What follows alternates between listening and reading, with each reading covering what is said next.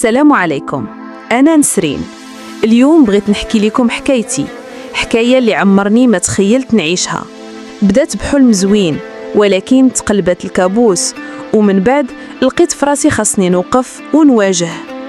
أنا نسرين، عندي 30 عام، كبرت في دار بسيطة وسط عائلة متواضعة.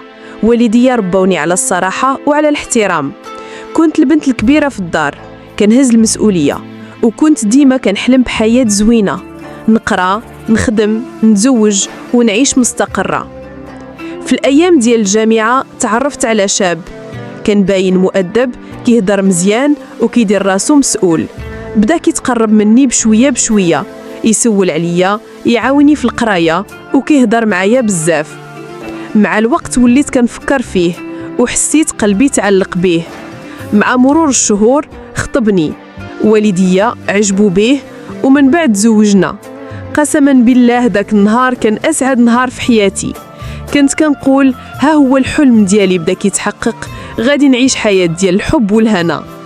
الأيام الأولى دازت زوينة، ضحك، سفرات صغيرة، جلسات عائلية، كنت عايشة فرحة ما عندهاش حدود. ولكن ما طولش الحال، بدا كيبر ليا وجه آخر ديالو، كان كيغار بزاف وولات غير خانقة.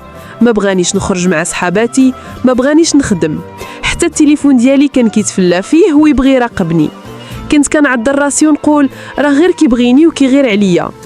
ولكن الغيرة تحولت لشك، والشك ولا مشاكل كبار.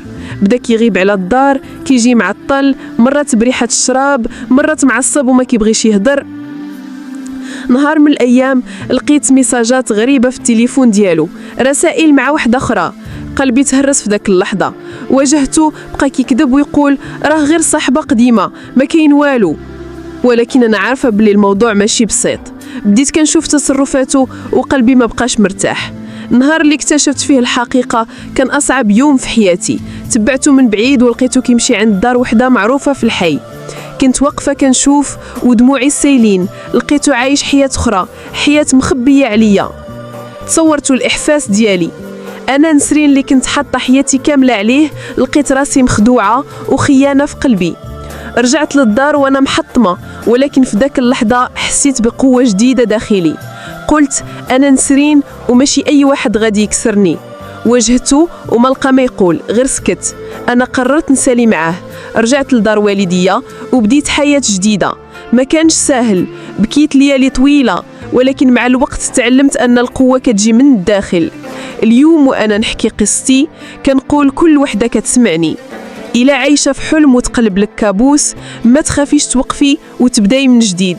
الحياة ما كتساليش عند راجل ولا عند خيانة. القوة في قلبك، غير خاصك تخرجيها. أنا نسرين وهذه حكايتي مع الحب والخيانة.